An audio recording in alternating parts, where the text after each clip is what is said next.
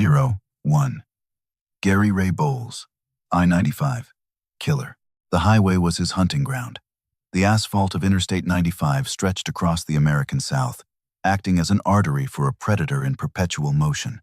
Gary Ray Bowles did not hunt for sport. He hunted out of raw, seething resentment. He sought out older men, looking for companionship.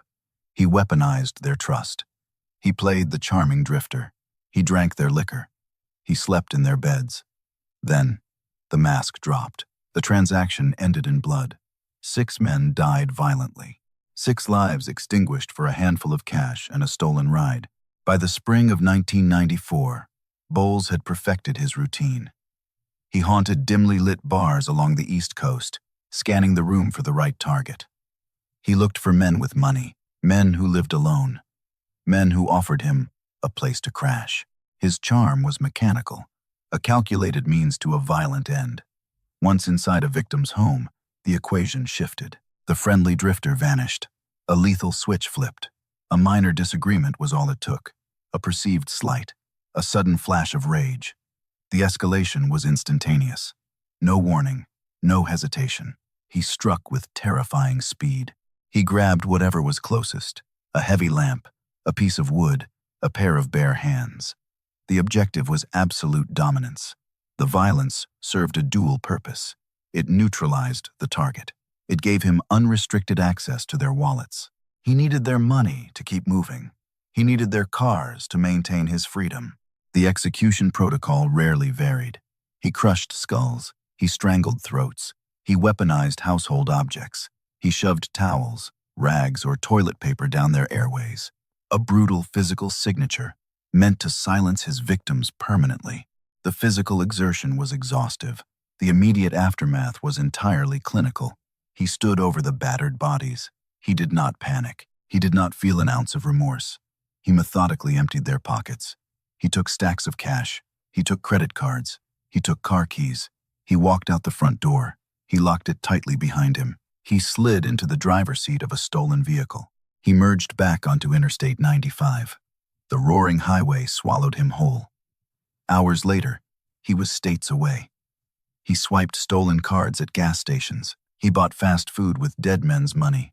He withdrew cash from automated teller machines. He left a trail of brutalized corpses from Florida to Maryland. He sold stolen vehicles for quick scrap money. He discarded victims' belongings on the side of the road. He found a new bar. He ordered a strong drink. He found a new host. The violent cycle repeated. 6 men battered. 6 men suffocated. A relentless spree driven by pure parasitic survival. He treated human beings like disposable commodities. Burn them up, throw them out, keep moving north, keep moving south. The bloody road trip could not last forever. In November of 1994, the dragnet finally tightened. Police tracked his automated teller machine withdrawals. They matched his fingerprints left at a bloody crime scene.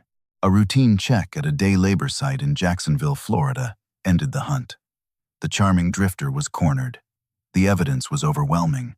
Surveillance footage, stolen property, fingerprint matches. The facade collapsed entirely. He confessed rapidly. He detailed every shattered skull, every stolen dollar. The legal system moved swiftly. A jury handed down the ultimate punishment. He was securely transported to Florida State Prison.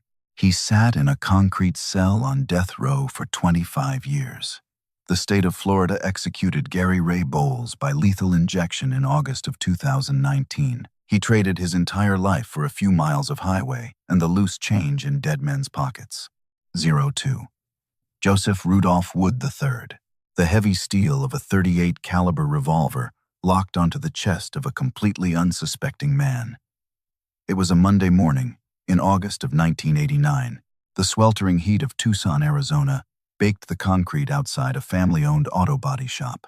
Inside, the routine hum of an air compressor was permanently shattered by a deafening gunshot.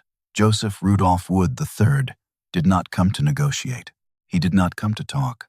He walked confidently through those garage doors strictly to annihilate the people who dared to reject him. Wood maintained a fragile illusion of a loving partner, but the mask hid a deeply possessive tyrant. His relationship with Deborah Dietz was a suffocating cycle of control and intimidation. He viewed her not as a companion, but as personal property. When the psychological abuse escalated into severe physical violence, Deborah finally shattered his absolute authority. She packed her belongings. She moved back into her parents' home. She actively filed for a protective order. That single act of defiance triggered a catastrophic mental shift. Wood lost his primary source of dominance. A profound, narcissistic rage consumed his mind. He began stalking her movements. He tracked her daily commute to the family business. He monitored her father, Eugene Dietz, identifying him as the primary obstacle and her ultimate protector. The domestic dispute rapidly morphed into a highly calculated military strike. He armed himself heavily. He mapped out the exact timeline. He drove to the family business with absolute clarity of purpose. Wood stormed into the bustling auto shop. He bypassed the front counter. He marched directly into the service bay. Eugene Dietz stood near a damaged vehicle, unaware of the approaching predator. Wood raised the weapon. He fired a single hollow-point bullet directly into Eugene's chest. The elderly man collapsed onto the grease-stained floor. The primary protector was permanently eliminated. Wood pivoted instantly. He hunted through the chaotic back office. He found Deborah frantically trying to dial for police assistance. He lunged forward. He clutched her tightly by the throat. A desperate physical struggle rapidly ensued. He overpowered her violently. He forced the cold barrel directly against her chest. He pulled the heavy trigger. Deborah crumpled instantly. The violent execution was complete. The immediate aftermath showcased a staggering level of psychopathic detachment. Wood dropped the bleeding victims behind him. He walked out of the bloodied office with a terrifying calmness. He did not sprint toward a getaway car. He did not attempt to vanish into the sweltering desert heat. He simply lingered near the horrific crime scene. He surrendered to the first responding patrol officers without a single ounce of resistance. His posture was incredibly relaxed. His face betrayed absolutely zero emotion. He had violently reclaimed his twisted sense of control through absolute carnage. The brutalized bodies of a father and daughter lay cooling on the dusty pavement, while their killer calmly offered his wrists for the heavy steel handcuffs. The subsequent investigation was practically unnecessary. Multiple eyewitnesses watched the double slaughter unfold in broad daylight. The murder weapon was recovered right at his boots. The pathetic facade of a heartbroken boyfriend evaporated immediately. A jury swiftly convicted him of 2 counts of first-degree murder. The judge slammed down 2 consecutive death sentences. Wood sat rotting inside the Arizona State Prison complex for 25 long years. His final moments permanently cemented his dark legacy. In July of 2014, he was firmly strapped to a gurney for lethal injection. The chemical cocktail failed spectacularly. The botched execution dragged on for nearly 2 excruciating hours. He violently gasped. He choked. He fought the leather restraints. The brutal medical spectacle sparked massive global controversy. He ultimately traded his entire life to exert final control over a fleeing woman, ending his days as a suffocating lab rat strapped to a sterile metal table. 03. Robert Fratta. He wore a silver badge. He patrolled the streets of Texas. He understood exactly how homicide detectives worked. He knew how crime scenes were processed. Robert Fratta believed his law enforcement background made him untouchable. He possessed the ultimate arrogance of a man accustomed to holding authority. When his marriage fractured, he refused to surrender control. He refused to split his financial assets. He refused to lose. He decided to engineer the perfect murder. He thought his badge would permanently blind the investigators. He was severely mistaken. His public mask was immaculate. A respected public safety officer, a dedicated family man living in a quiet suburban neighborhood. Behind closed doors, his household was a toxic battleground. The marriage to his wife, Farah, disintegrated entirely. She filed for divorce. She sought primary custody of their 3 children. The looming legal separation threatened his finances. It threatened his heavily inflated ego. A bitter custody dispute instantly escalated. Fratta did not react with a spontaneous outburst of blind rage. He responded with ice-cold premeditation. He began actively soliciting a murder for hire. He approached multiple gym acquaintances. He asked them directly if they knew anyone willing to execute his wife. He offered thousands of dollars in cash. He offered his own vehicle as payment. He finally found a willing middleman. The middleman hired a desperate triggerman. A lethal contract was finalized in the shadows. A heavily orchestrated hit was set into motion. Fratta meticulously built his airtight alibi.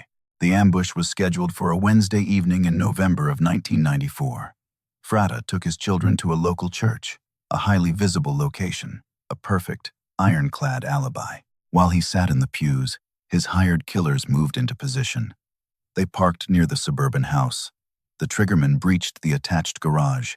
He hid in the pitch dark. He waited silently in the shadows. Farah pulled her car into the driveway. She stepped out of her vehicle. She walked into the dim garage. The ambush was immediate. 2 shots echoed through the quiet neighborhood. A .38 caliber revolver fired at close range. Farah collapsed on the cold concrete floor. The triggerman bolted. A getaway driver sped him quickly away from the bloody scene. Fratta received a prearranged page, a simple numeric code confirming the brutal execution was complete. He picked up his children. He drove back to his house. He encountered a massive swarm of police cruisers. He saw the yellow crime scene tape. His performance began immediately. He played the grieving husband. He acted shocked. He acted devastated. The performance was completely hollow. He shed no real tears. He asked no frantic questions about the active investigation. He slept soundly that very night.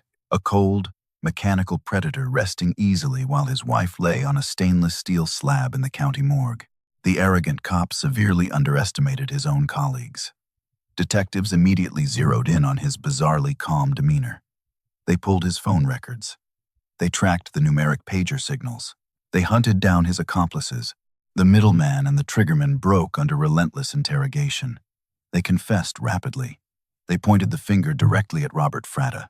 The physical evidence and communication logs corroborated every single detail. The trial was absolute destruction for the defense. The jury saw straight through his manufactured law enforcement facade. He was quickly found guilty of capital murder.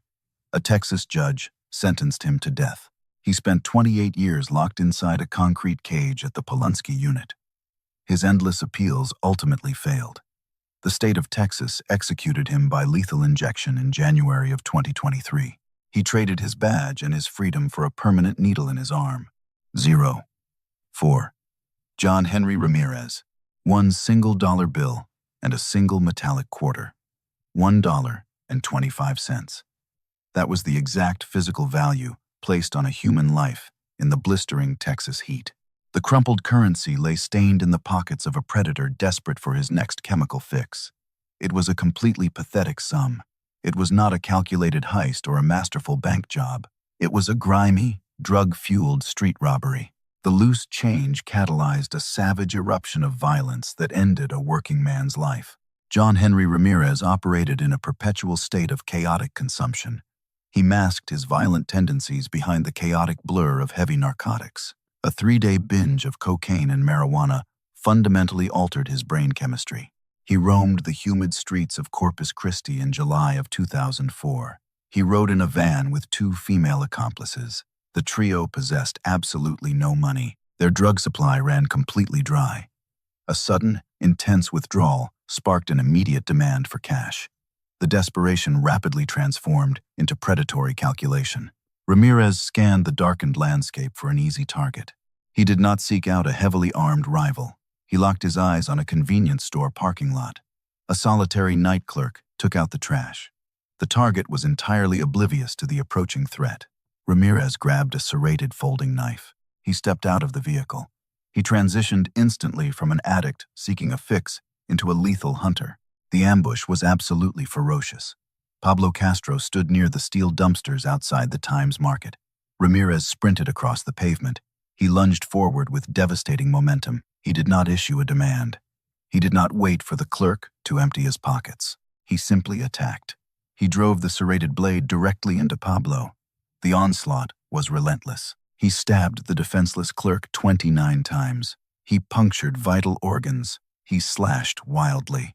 Pablo collapsed onto the greasy asphalt. He bled out rapidly under the flickering fluorescent parking lot lights. Ramirez paused, only to rifle through the dying man's blood-soaked pockets. He hauled out exactly $1.25. The brutal physical exertion yielded practically nothing. Ramirez did not panic. He did not offer medical aid. He turned his back on the mutilated body. He jogged casually back to the waiting van. He climbed inside. He directed the driver to speed away into the night. The immediate aftermath demonstrated a staggering psychological void. He wiped the blood from his hands. He complained about the pathetic cash haul. He recognized the immediate heat closing in from local authorities. He abandoned his accomplices. He fled straight across the southern border into Mexico. He vanished into the criminal underworld, a cowardly escape funded by the spare change of a slaughtered, hard-working man. The fugitive run lasted 3.5 years. United States Marshals relentlessly tracked his movements. They finally ambushed him near the Texas border in early 2008. The cornered predator surrendered quickly. The criminal trial was a rapid demolition. Prosecutors presented overwhelming forensic evidence and the pathetic stolen sum. A Nueces County jury delivered a swift guilty verdict. The judge slammed down a mandatory death sentence. Ramirez sat inside the Polunsky unit for over a decade. His final appeals shifted into a massive legal spectacle. He dragged his case to the United States Supreme Court. He successfully fought for a pastor to lay hands on him and pray aloud during his final moments. The state of Texas executed him by lethal injection in October of 2022. He traded a human life and his own freedom for exactly $1.25. 05. Doyle Lee Hamm. The cheap motel lobby sat in heavy, suffocating silence. A spreading pool of dark blood stained the worn carpet directly behind the reception counter. The metal cash register hung wide open. It was completely empty. A hard-working night clerk lay motionless on the floor, his life violently traded for a fistful of dirty bills. The horrific scene was a chaotic mess of shattered safety and brutal greed. The tragedy at the Cullman, Alabama motel did not begin with calculated malice. It began with an armed ex-convict demanding easy cash. Doyle Lee Hamm did not blend in. He carried the heavy, restless energy of a lifelong criminal. He operated exclusively on raw, selfish impulse. His daily existence revolved around satisfying his immediate needs at any given cost. By late January of 1987, his bankroll was non-existent. A severe lack of funds triggered an immediate, aggressive shift. Hamm refused to earn an honest wage. He chose the path of least resistance. He viewed local businesses simply as personal cash dispensers. He recruited 2 desperate accomplices. They targeted Anderson's motel. It was an easy, poorly secured mark, sitting right off the dark Alabama highway. Hamm concealed a .38 caliber pistol beneath his jacket. He approached the glass front doors. His accomplices waited in the running getaway vehicle. Hamm projected the false aura of a weary traveler seeking a room. The mask was dangerously thin. The clerk working the graveyard shift, Patrick Cunningham, suspected absolutely nothing. Hamm pushed through the heavy glass doors. He crossed the lobby floor. He marched straight toward the front desk. Patrick Cunningham greeted him. The interaction lasted only seconds. Hamm instantly dropped the weary traveler routine. He drew the heavy revolver. He leveled the cold steel barrel directly at the clerk. He demanded the cash immediately. A brief physical struggle instantly escalated. Cunningham fought back bravely. Hamm did not hesitate. He squeezed the trigger. A single bullet ripped through the night clerk. Cunningham collapsed behind the wooden counter. He bled profusely onto the cheap linoleum. Hamm ignored the dying man completely. He lunged fiercely over the desk. He ripped the cash drawer open. He snatched every single crumpled bill. He grabbed a handful of loose coins. He shoved the stolen money deep into his pockets. He turned his back on the horrific slaughter. He bolted out the front doors. He piled into the waiting car. The vehicle sped aggressively into the dark highway. The immediate aftermath was entirely hollow. Hamm displayed zero human remorse. He did not check his rearview mirror. He divided the bloody money with his accomplices. They spent the stolen cash on cheap beer and temporary thrills. Hamm drank heavily. He celebrated his pathetic payday. A hard-working man bled to death on a motel floor, while his killer casually purchased another round of drinks. The cheap celebration was short. Investigators rapidly tracked the getaway vehicle.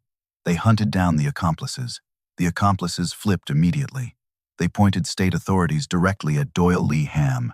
The physical evidence permanently sealed his fate. A jury convicted him of capital murder.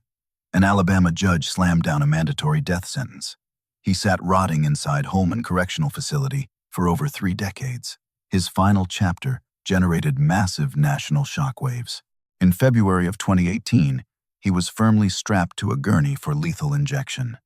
The medical execution team failed spectacularly. They aggressively punctured his legs and groin for nearly 3 agonizing hours. They could not locate a single usable vein. The state finally called off the bloody, botched execution. He survived the death chamber, dying of natural causes 4 years later. He traded his freedom for a handful of motel cash and a heavily scarred body. 06. Kevin Ray Underwood. Kevin Ray Underwood did not snap in a sudden moment of blind rage. His mind was a meticulously organized catalog of the most grotesque human fantasies imaginable. He lived entirely inside a digital echo chamber of unspeakable depravity. He spent months researching the exact physical mechanics of butchering a human being. He did not view his neighbors as people. He viewed them as raw materials.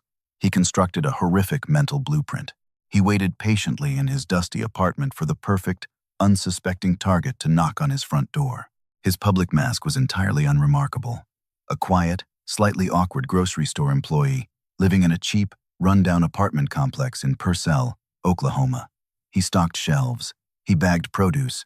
He blended perfectly into the mundane background of a small southern town.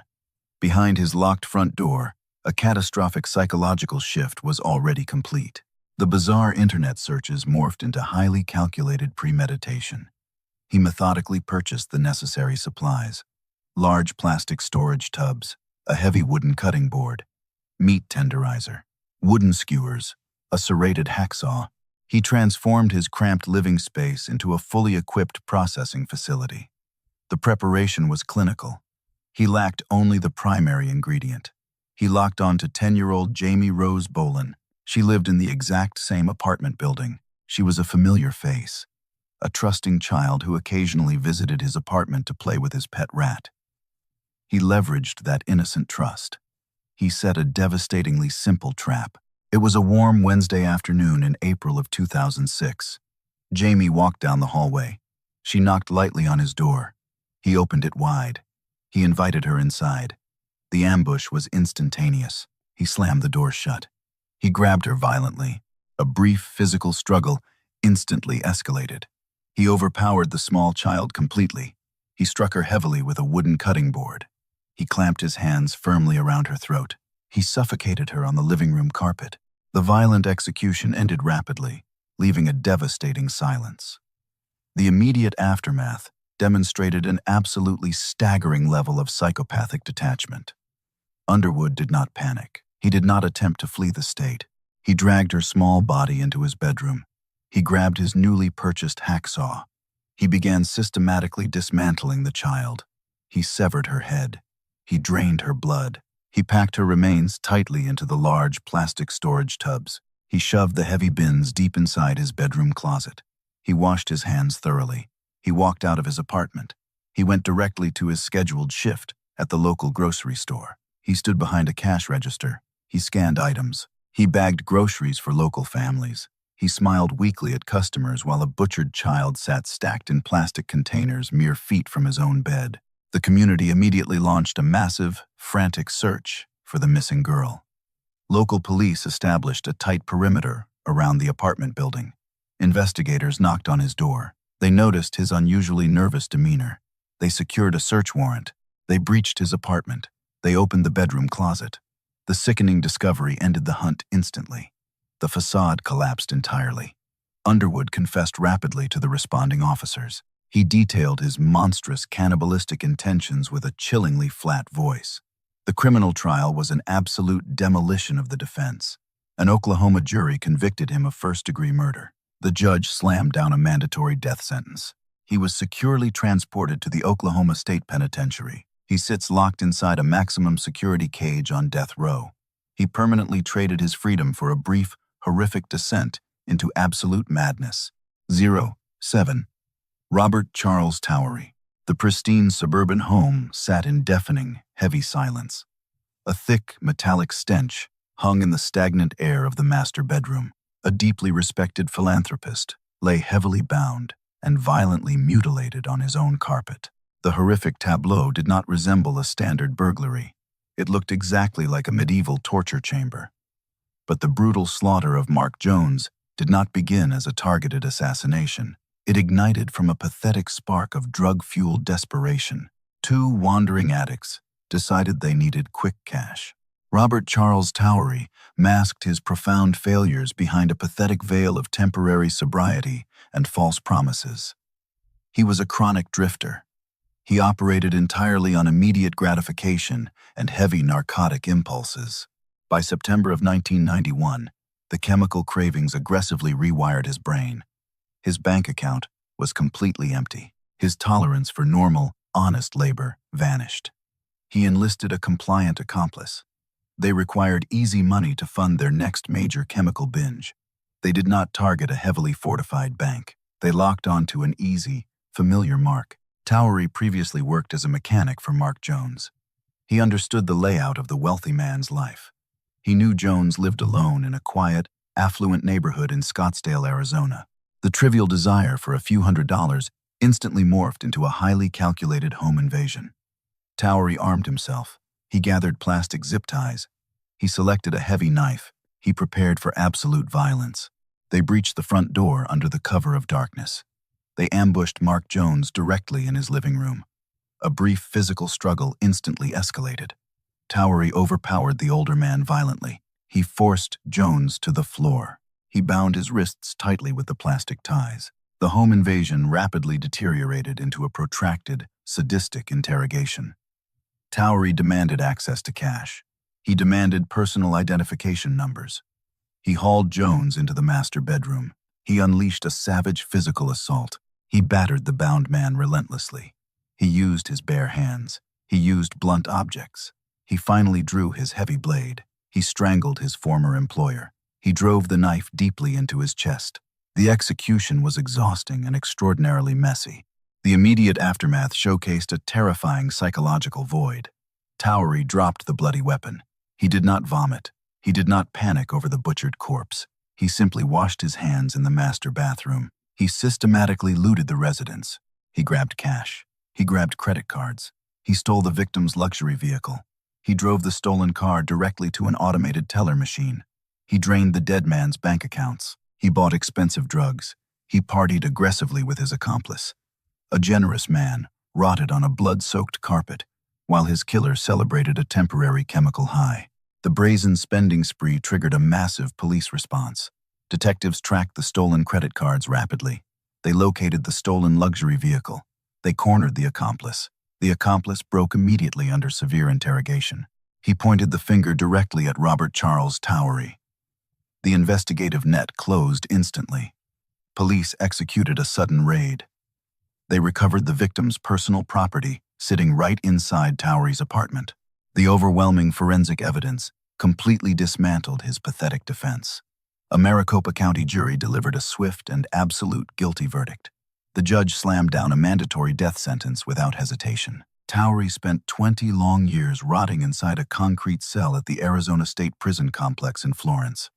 The state of Arizona executed him by lethal injection in February of 2012. He permanently traded his freedom and his life for a temporary narcotic thrill.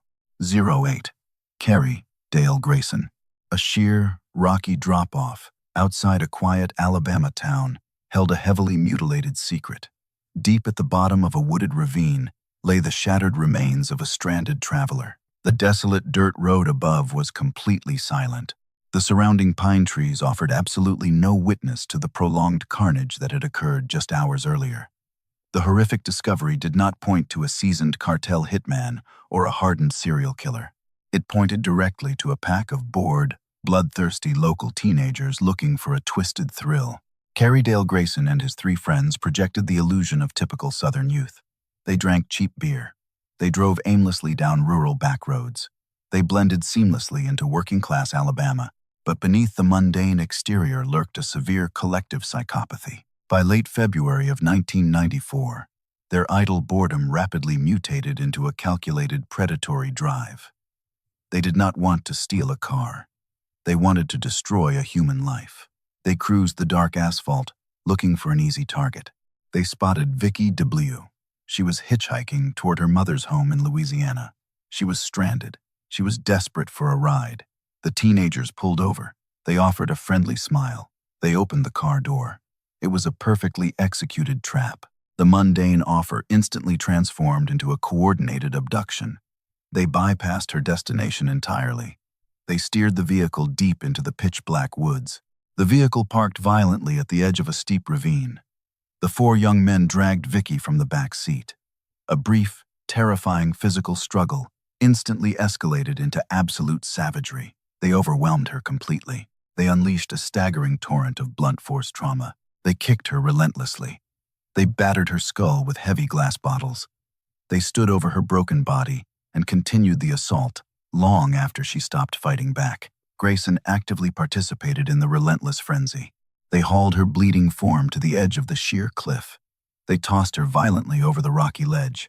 Her body crashed through the brush and slammed into the bottom of the ravine. The execution was an exercise in pure, sadistic overkill. The immediate aftermath demonstrated an absolutely terrifying void of human empathy. Grayson and his friends did not panic. They did not flee into the night out of fear. They drove casually back into town. They washed the blood from their hands. They bragged openly to other teenagers about the savage slaughter. Days later, they actually returned to the remote crime scene. They climbed down into the ravine. They mutilated her decomposing remains for twisted amusement. They treated a brutalized human being like a discarded piece of garbage. A frantic mother waited anxiously for her daughter, while a pack of feral teenagers celebrated their horrific slaughter. The arrogant bragging rapidly triggered their downfall. Rumors swirled through the local teenage party scene. A terrified peer contacted local law enforcement. Investigators located the battered remains exactly where the teenage killers boasted she would be. Detectives swiftly rounded up Grayson and his three accomplices. The interrogation room facade crumbled immediately. They eagerly turned on each other. They detailed the brutal torture to save themselves. The physical evidence completely corroborated the sickening confessions. An Alabama jury required very little time to reach a verdict. Grayson was convicted of capital murder. A judge slammed down a mandatory death sentence. He was permanently exiled to the concrete confines of Holman Correctional Facility. He spent over 2 decades rotting on Alabama's notorious death row. He permanently traded his youth and his freedom for one single night of savage, unspeakable violence in the dark woods. 09. Richard Glossip. A heavy aluminum baseball bat lay discarded in a cheap Oklahoma motel room. The metal was severely dented. The barrel was smeared with brain matter and thick red blood. This single piece of sporting equipment did not just crush a human skull. It ignited a decades-long legal inferno that fractured the American justice system. The shattered body of motel owner Barry Van Treese lay hidden under a dirty mattress. The man who actually swung the bat was a drug-addicted teenager. But the state targeted the man pulling the strings. Richard Glossip projected the image of a perfectly reliable company man. He managed the best budget in. He collected the nightly rent. He maintained the property. He smiled at weary travelers pulling off the highway. Behind the friendly front desk routine, a massive financial disaster was actively brewing. The motel ledgers were a complete mess. Thousands of dollars were missing. Barry Van Treese owned the property. He suspected severe embezzlement. By January of 1997, Van Treese drove to Oklahoma City to conduct a strict financial audit. Glossip faced immediate termination. He faced potential criminal fraud charges. His comfortable, controlled world was actively collapsing. A desperate panic instantly transformed into cold calculation. Glossip did not arm himself. He found a highly vulnerable proxy. Justin Sneed was a 19-year-old maintenance worker. He was heavily addicted to methamphetamine. He lived in a filthy motel room. Glossip weaponized the teenager. He offered thousands of dollars to permanently eliminate the incoming threat. The brutal execution occurred in the dark, bitter cold of early morning. Sneed gripped the heavy aluminum bat. He breached room 102 using a master key. Van Treese was deeply asleep. The ambush was absolute savagery. Sneed swung the metal barrel repeatedly. He crushed the owner's skull. He battered his face. The violent struggle completely demolished the small motel room. Thick blood coated the painted walls. The victim bled out rapidly onto the cheap carpet. Glossip did not swing the bat. He directed the gruesome, calculated aftermath. He orchestrated the immediate cover-up. He instructed the panicked teenager to hide the butchered corpse. They shoved Van Treese forcefully under the bed frame. Glossip ordered Sneed to repair a shattered exterior window. He handed the killer a roll of duct tape. They actively concealed the bloody slaughter from the morning light. Glossip located a thick envelope of cash inside the dead man's vehicle. He divided the stolen money. The immediate aftermath demonstrated a terrifying level of psychological detachment. Glossip opened the motel lobby. He brewed fresh coffee. He greeted paying customers. He explicitly redirected housekeeping staff away from room 102. He lied directly to the victim's frantic wife. A businessman rotted violently on a concrete floor, while his manager calmly balanced the morning register. The flimsy cover-up disintegrated within 24 hours. Local police discovered the battered body. They cornered Sneed. The teenager broke immediately under heavy interrogation. He confessed rapidly to the vicious beating. To dodge the execution chamber, Sneed pointed his finger directly at Richard Glossip. The state offered a highly controversial deal. Sneed secured a life sentence. Glossip faced the ultimate punishment.